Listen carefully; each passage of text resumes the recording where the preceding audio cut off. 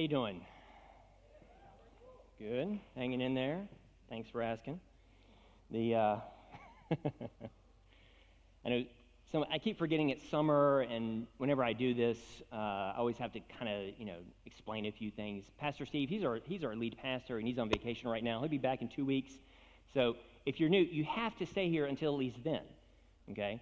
So if I say anything that offends you or drives you away, which could happen, you need to stick around and just, so know that, my exposure is limited. So, and that's with good reason. So, I am taking over for Steve for this month, and what I'm doing is a series called Questions on Suffering, and these are questions that people have asked me when in those really dire situations, when they're going through some really difficult times.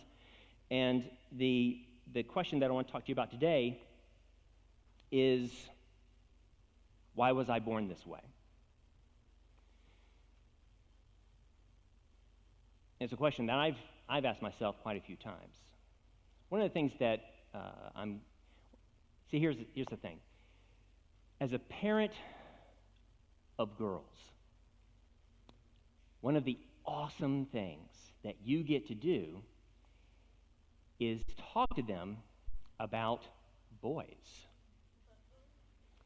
and how they are really, they're slobbering hormonal goofballs, and goofballs shrouded in a mist of Axe body spray, and how how there are precautions and things to think, especially the hormonal part.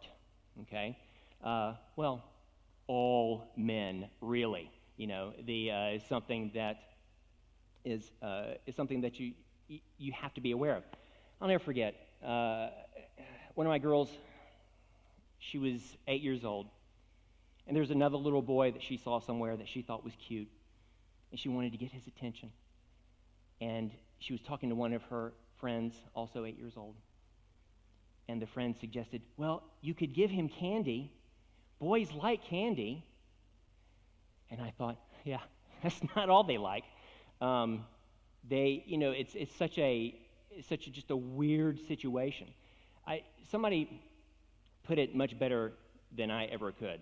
He said that if women knew what men were thinking on a regular basis, you would never stop slapping us. And the situation is this. There was a study that came out not too long ago where it showed that men, on average, think about sex 19 times a day. If you're a teenage girl, I really need you to be listening to this. If you're a teenage boy, you haven't heard a word I've said, and so I'm safe. And it's actually worse than those 19 times. In between each of those times for a guy, it's just static. There's literally nothing else going on. Ladies, when you come home and your husband has filled the dishwasher and he wants you to be proud of him, there's a reason. That took a lot of effort because his tiny, stupid man brain can only handle so much at a time. And that's one of those things that I talk to my girls about, and the simple fact that this is one of those things that every man is born with that struggle. It should be a struggle, because I don't know where that came from. It is a struggle, and it should be a struggle, but the fact that that's something that every guy is born with and must deal with and take responsibility for, whether he wants to or not. It has no bearing on what it is that you really want. That's just something that you're born with. And every person in this room, you were born with something that you have to deal with on a daily basis, every single day. And it may be something that no other person in the room will even understand. One of the things, we were talking about men a second ago, women, ladies, when I pull up to a gas station at night, I don't have a checklist in my head of 6 or 7 different things that I look at to make sure that that gas station is safe. That's what you have to do. And it's something I don't even understand. It's something I've never had to go through. If I walk through a parking garage, I don't have to look in 360 directions at once. That's one of the things that you have to deal with. And I don't. And every single person has these things that they're just born with. And it may be something physical. It may be something mental. It may be something emotional. It may be a mix of all three. And there are times where we will just get kind of very, very contemplative and just wonder, why on earth? Why? Why was I born with this? Why was I born with this thing, with this anchor around my neck? Job actually asked that question when, after his family dies, he loses everything he owns, and his health is in shambles. He says this: "Why is life given to those with no future, those God has surrounded with difficulties?" And it's a really good question. It's a valid question. Why? Why does this have to happen? And it's something that many of you have probably asked on at least one occasion, some more than others. There are some people born with, I've been trying to think of the perfect PC word for this whole thing, difficulties, shortcomings, flaws. I'm sure none of them are exactly perfect. So forgive me if I don't use the exact perfect term. But many people are born with many more obstacles than we could ever imagine. And the question is, what are we supposed to do with that, and how do we even approach that? And as we've been going through this series, my desire is to give you some tools. Whatever it is that you're going through, wherever you are in that process, because we talked a couple weeks ago, we talked about how either it hasn't happened yet, it's happening right now, or it has happened. And wherever you are in that process, I just want to give you some tools to kind of redeem that suffering, what it is that you're going through, whatever it is that you're dealing with. So I've got, obviously, a few points that I want to share with you. And the first one is this, because we ask why a lot. And we're actually going to get into the whole asking God why next week. Okay, we're going to dig into that a little bit more deeply and learn that it is okay to do that. All right? But today, what I really want us to focus on is the fact that it's less about why and it's really more about what and how. What and how. What is it that I am supposed to do, and how do I do that? What is it that I'm supposed to do, keeping in mind what God has given me, and how do I do that? There's a passage of Scripture, John 9, starting at verse 1. And it says this: "As he went along," and this is Jesus, he's walking actually with his disciples. And it says this: "As he went along, he saw a man blind from birth." Jesus healed a lot of blind people. There's at least half a dozen times where he healed someone that was blind. Apparently, it was a rather common situation. They didn't have the medical knowledge to heal your eyes. Water was contaminated. It was an easy thing that could happen. And so this is something that he actually did quite often. And his disciples asked him, "Rabbi, who sinned, this man or his parents, that he was born blind?" "Neither this man nor his parents sinned," said Jesus, "but this happened so that the works," and we're going to come back to that word in a minute, "so that the works of God might be displayed in him. As long as it is day, we must do the works of him who sent me. Night is coming when no one can work. While I am in the world, I am the light of the world." And there's a word there that we often skip over. And it's that word works. Depending on how, and it's kind of, and I'd actually thought about talking to you a little bit about this, but kind of eliminated it, depending on the punctuation. Because in the New Testament, there is no punctuation. There's no periods. There's no capital letters. And so sometimes how a sentence is put together takes a little bit of, you need to kind of understand how they communicated back then.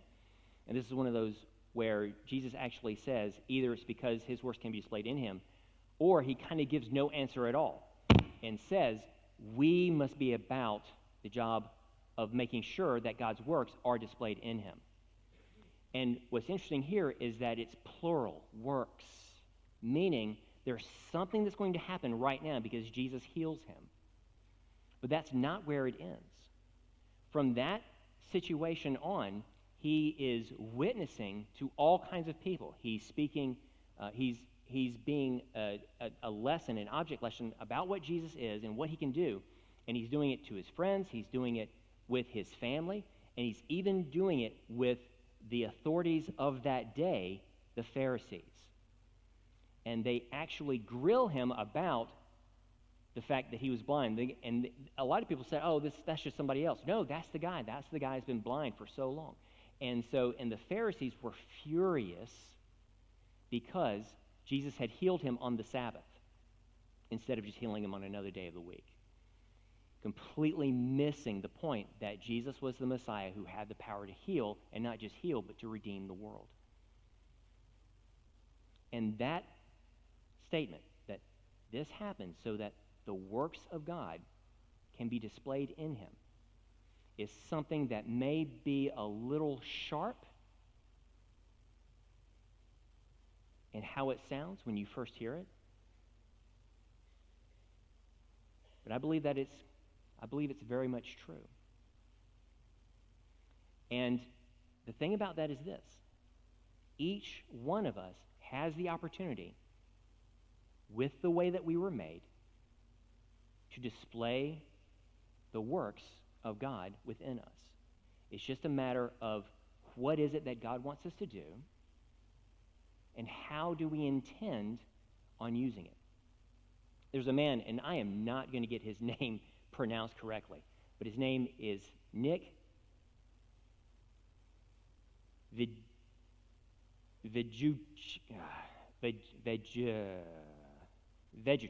I think that's it. You'll see his name. You'll know why I can't pronounce it when you see his name. He was born without arms or legs. His parents, when he was born, did not know that this was the condition of their child. When the nurse handed the baby to his mother, she refused to take him for months. According to his autobiography, after he was born, his parents both went outside and threw up. They were horrified by what they saw. But with time, they began to understand that this was God's plan for not just his life, but theirs as well. He's actually a public speaker now, and he does a much better job kind of diving into what happened and what he went through and how God is using him. And so we're going to show a quick video. So if you'll just kind of turn your attention to the screen. My faith in Jesus Christ was sealed after 7 years of wondering why, God, I was born this way. He answered me very clearly through John chapter 9. And I gave my life to Jesus at 15 after reading about how he came across a man who was born blind. So I read on, and in verse 3 of the 9th chapter, Jesus said, "It was done so that the works of God would be revealed through him." And I'm like, wow, God, if you had a plan for the blind man, you do have a plan for me. And that was the beginning of my personal relationship with Jesus. Youth groups were starting to call me, churches were starting to call me, opportunities were opening up everywhere for me to share my testimony. I was speaking in front of 300 sophomore public high school students. 3 minutes into it, half the girls were crying. One girl in the middle of the room started weeping. She put up her hand and she said, "I'm so sorry to interrupt, but can I come up there and give you a hug?" In front of everyone, she came and she hugged me. She cried on my shoulder and whispered in my ear, "No one's ever told me that they love me. No one's ever told me that I'm beautiful the way that I am. I couldn't believe it. It changed my life. That was when I knew I was called to be a worldwide evangelist.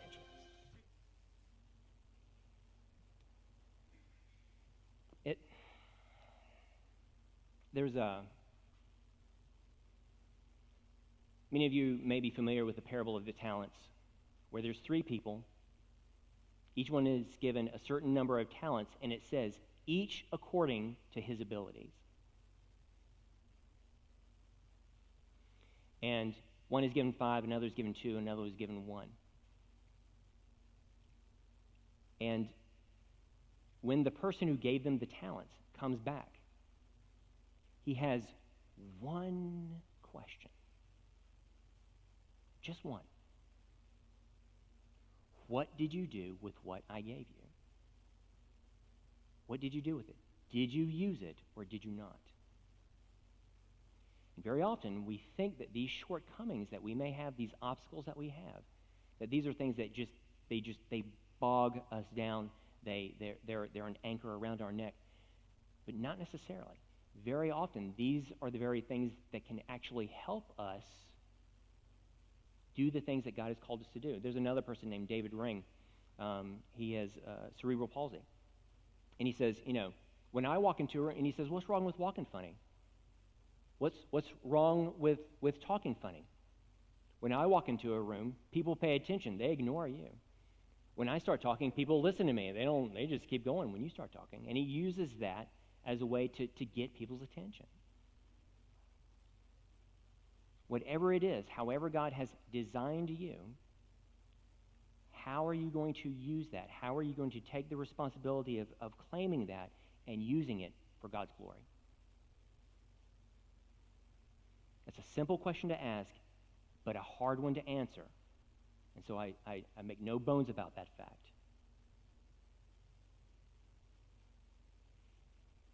But just keep in mind that some of these things that maybe you don't like about yourself, that is something that God has given you to use in a certain way. Okay? The other thing that we need to ask is this. Or not ask, but to contemplate. And this, I need you to kind of keep a little bit of an open mind with this one, okay? Can y'all do that? Because sometimes I'll say this to a person and they look at me like I've hit them in the head with a shovel. And then sometimes I'll say it and it makes perfect sense. But it's this simple fact. It's my second point. Suffering is a privilege. Suffering is a privilege. In Romans 5, verses 3 through 5, it says this. Not only so, but we also glory in our sufferings, because we know that suffering produces perseverance, perseverance produces character, and character produces hope. And hope does not put us to shame, because God's love has poured out into our hearts through the Holy Spirit who has been given to us. Let's just take a look at some real-world examples. Have you ever met that person who their parents told them their entire lives that they are awesome at everything, and they are so not awesome? Do you know the person I'm talking about? I actually shared this story a few years back. I was walking through the tent building, and there was a teenage girl kind of sitting in the hallway next to a teenage boy. You know my feelings on teenage boys. And he was wearing a hat with a Superman logo on it. Well, I'm a big old nerd, right? I love DC. And so I go up to him and I go, hey, are you a DC fan? I noticed your Superman hat. And he says, oh, I wear that because of me. Me. I'm Superman.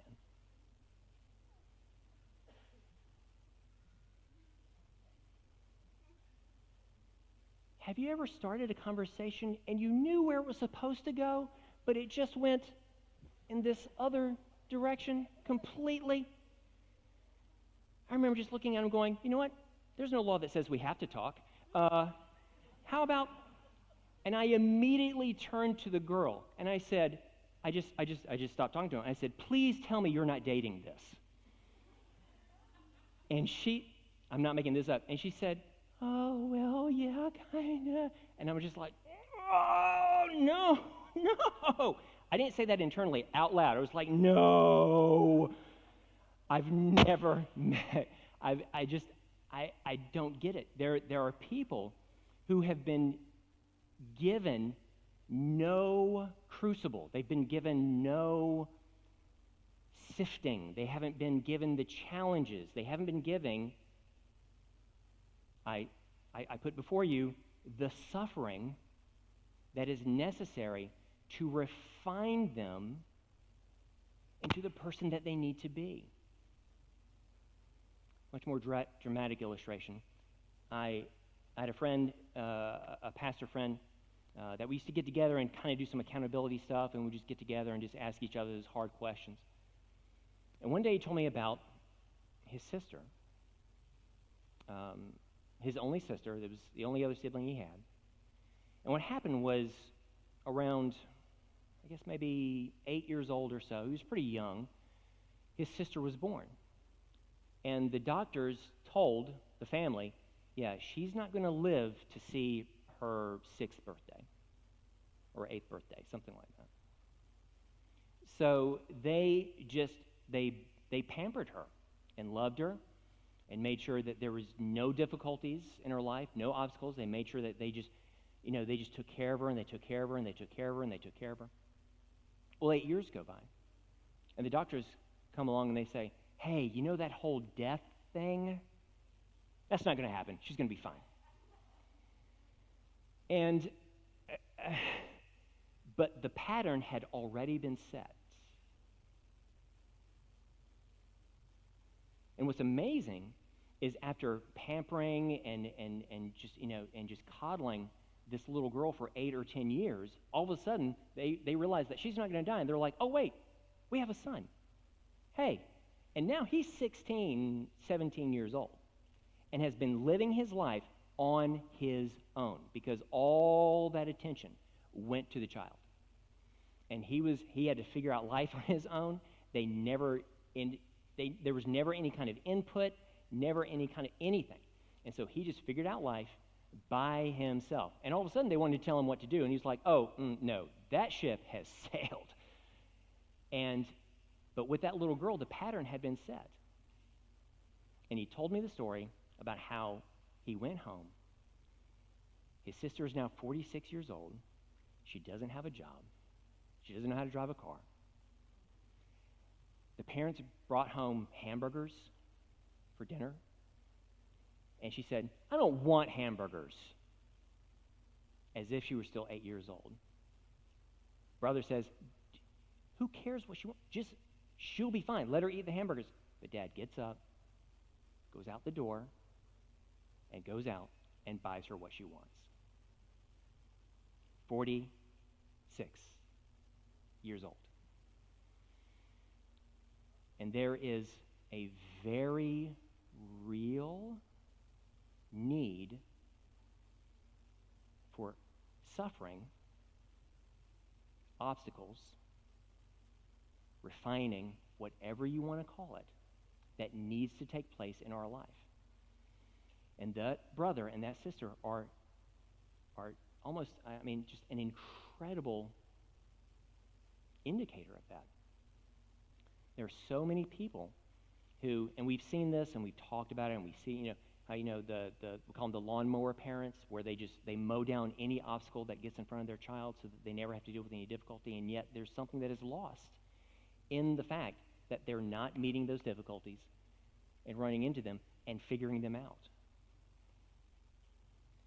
Suffering is what teaches us character, perseverance, and grit.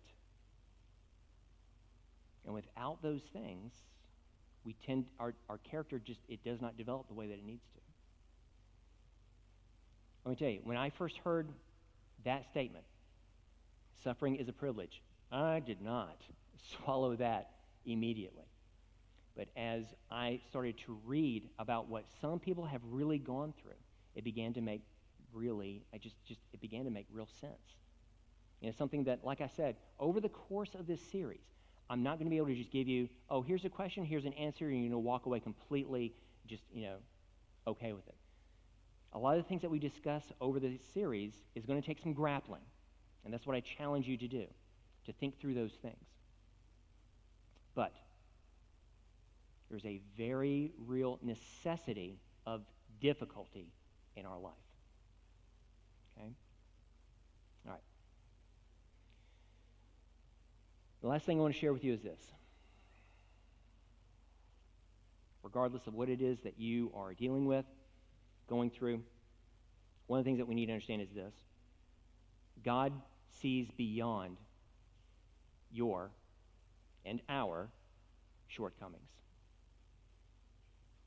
God sees beyond your shortcomings. In Psalm 138, verse 8, it says this, "The Lord will work out his plans for my life, for your faithful love, O Lord, endures forever. Don't abandon me. You made me." And then in 1 Corinthians 1:27, it says this, "But God chose the foolish things of the world to shame the wise, and God chose the weak things of the world to shame the strong." One of the things when I was struggling with this whole idea of suffering as privilege, and this idea that we all have something that we're dealing with, just to one extreme or another, that we all need to take these things, take responsibility for them, and use them. That's when I came across Tom Rath. Tom Rath, at 16 years old, he was having some eye trouble. And so he goes in to see the doctor, and they, do their exams and their MRIs and that sort of thing, to find that there was a tumor growing in his eye. And they said, but it's much worse. You actually have a mutation in your genes. We actually have a defense against tumors in our bodies. It's so if a tumor begins to develop, our body actually fights that and actually keeps them from happening. And you don't have that ability. Over the course of your life, you're going to develop tumors in your glands, in your spine, in your kidneys, in all kinds of places. And you're probably looking at, not only are you looking at about 20 more years to live, but it's going to be a difficult 20 years.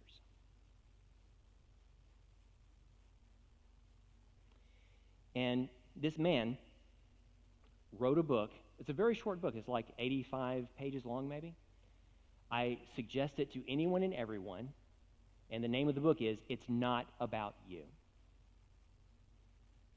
It's not about you. And he basically talks about his condition, he talks about other things. But despite that, he gets up every single day and he asks himself, whose life can I impact today? Whose life can I make a difference in? Regardless of what situations I run into, how can I react to them in a way, because I have that power, how can I react to them in a way that is positive, beneficial for me, and beneficial to that other person? And this is a man that and he's lived past those 20 years, but despite a multitude of surgeries, and he says well over 50 plus CT and MRI scans, a life filled with chronic pain. At the time that he wrote the book, he said that there was a dumbbell-shaped tumor just latched onto his spine. Despite all those things, he lives a life that sees beyond that obstacle. And let's be really honest here for a second. If somebody that we knew personally was going through that, if they had that condition and they did nothing with their lives, I don't think we would blame them. I think, well, yeah, good grief, tumors. how do you even function? How do you figure out life? How do you do life on a daily basis? I don't think we'd blame him one bit. And yet, he blames those who don't do for others, regardless of their condition, saying, "This is mine, what's your excuse?" God sees beyond your shortcomings. This verse especially. But God chose the foolish things of the world to shame the wise. God chose the weak things of the world to shame the strong. I am the poster child for this verse. Growing up, I had ADD. If you don't know the magic of having attention deficit syndrome, it's you overreact to everything. You're socially awkward. You deal with anxiety on a daily basis. And it, along with just really just poor personality, it made me a very difficult person to be around. And when God called me to the ministry when I was 20 years old, let me tell you, a lot of people were surprised. No one was more surprised than I was. And I'm not claiming to be this, ADD, really. Am I really comparing that with a guy with tumors? But with somebody that was just so socially awkward, the fact that I am sitting on a stage, talking to people, it's just the only explanation is God.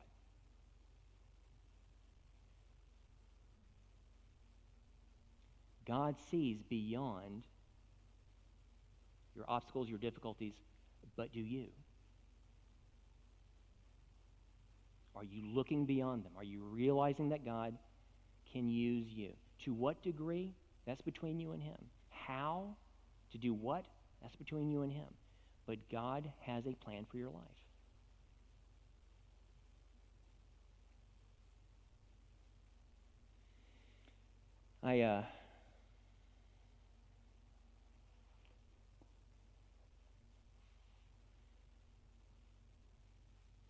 I've had 3 daughters.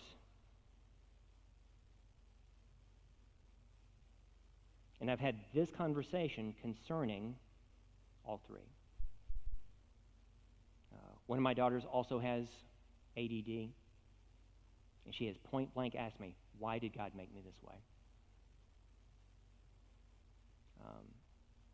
For a while, my other daughter, she couldn't eat gluten. Let me tell you, she was really mad about that. She later outgrew it. I know there's a lot of misconceptions about gluten, so let me just kind of share it real quick. Gluten is something that is added to food that makes it delicious. And that's really all you need to know. It's amazing how it just, I don't know. It's apparently all food is made out of cardboard and gluten, and if you take out the gluten, cardboard is what you're left with. And she really struggled with that for the longest time. And again, that question, why? Why do I have to be this? Why does it have to be this way? Why does it have to be this way? But the biggest one was with our daughter Lauren. She would have turned 20 this month. She passed away when she was 5 months old. She was born with hypoplastic left heart syndrome, meaning that one side of her heart was far too small to do the work that the heart needed to do. Inside her heart were multiple holes between the ventricles and the atriums, so that the blood just kind of swirled around inside. Her aorta, the aorta is just this giant blood vessel that comes off of the heart, and it has this smooth, candy cane-like shape.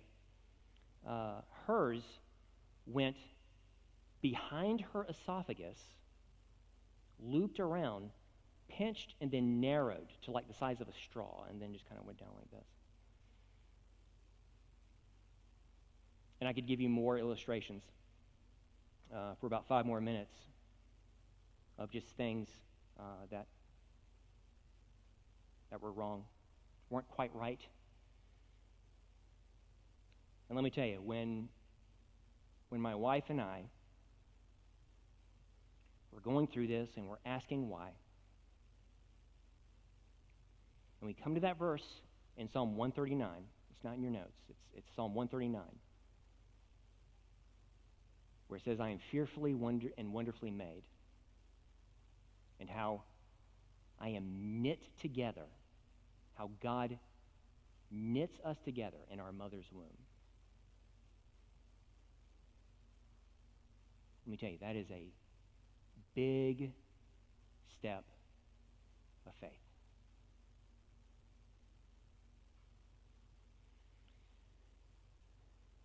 As I mentioned, I think a couple weeks ago, God never sent an angel, a little messenger to tell us, oh, this is why this happened, this is why she passed away, this is why. We haven't gotten that message. We haven't gotten that memo. But I do know a couple of really big things. First of all, it changed the way that we do ministry forever. It changed the way we do ministry forever. In terms of just empathy, caring. It radically changed the trajectory of how we just talk with other people, regardless of what they're going through.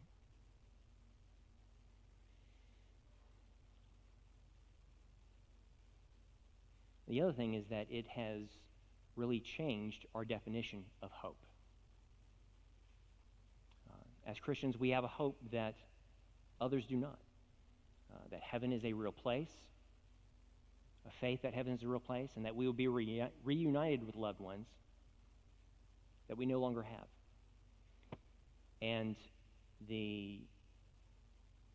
just this morning, we were talking about, do you think she'll be a baby? Do you think she'll be 20 years old? And I said, well, I'm good with either as long as God doesn't mess with her hair. If you saw, I should have brought a picture. If you saw her hair, you've seen troll dolls, right? I mean, they were just like, it was just kaboom. And I'll never forget, just a little side note, Angie tried to get that hair to lay flat, and it was not having it. She took baby oil and just slathered it and just, and just kind of put it down like this, and that hair would just go, bink, and it would just pop right back up. I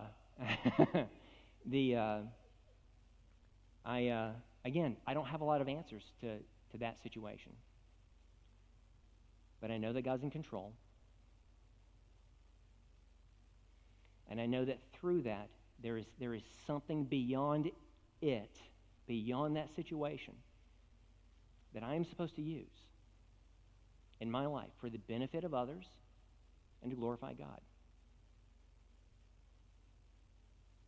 Let me tell you something. It has taken Angie and I a long time to get there.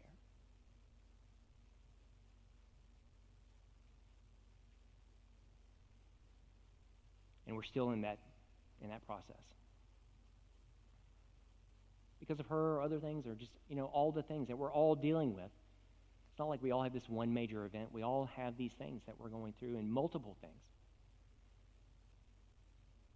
But here's my challenge, is to take these things and to really just kind of marinate in them, and just spend some time thinking about them and asking yourself, what is it that God would have me do? Like I've said before, if you're in it right now, some of you are in it. You're in the crisis. You're in the tragedy. And all I want you to do is to just try and just every day say, God, I'm going to put my trust in you, and that's all you need to do for that day. But if this is something that you're starting to move past, it's something that you're, just as time puts a little bit of distance and we get a little bit of perspective, I'm asking for you to really start thinking about whether it's something that's happened in your past or it's something that you are dealing with, that you were born with. What is it that I can do to shift my focus from me to outward to help others? That's my challenge. In closing, we offer you several things. The first one is our blue bag. We have some up here on the stage, but we also have some on the back two tables back there. If you come and you pick one of these up, somebody will come alongside you and explain in very simple terms what it means to be a Christian. It'll take about 7 or 8 minutes and just explain to you what it means to have Jesus Christ as your forgiver and your leader. We also have our communion table in the back if you'd like to take part in communion. We have one up here as well, our cross, so you can spend some time in prayer if you would like. The last thing I want to share with you is our orientation chat. If you want to get involved here at Spout Springs Church, just email the email that you see here, steve@spoutsprings.org, and we'll set something up. This especially will help you not get involved in the fact that you're just kind of a member, but you're actually a partner with us in doing the work that God has tasked this church with doing.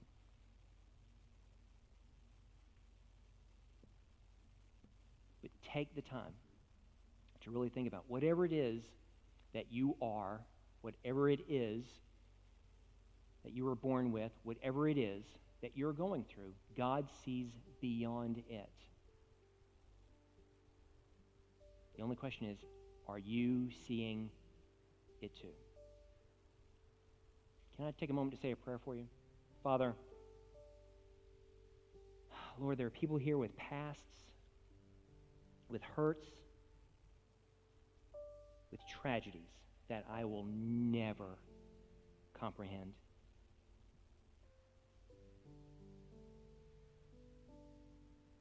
But Father, you've been with them through it. Father, you know what it means for them to live a life of purpose, to live a life that is fulfilling. And how, Father, even in those shortcomings, those obstacles, you can use those to make a difference in the world around them. I pray, Father, for all of us, because we all get blinders where we just completely become self-absorbed on what's happening with us and to us. Father, I pray for every single one of us, help us to lift the blinders. Help us to look outward. Help us to ask, what is the impact that I want to make on the world around me? What is it that you see me doing? Give me the what. Give me the how. And allow me, Father, to just simply make the difference that you would have me make. It's in Jesus' name we pray. Amen.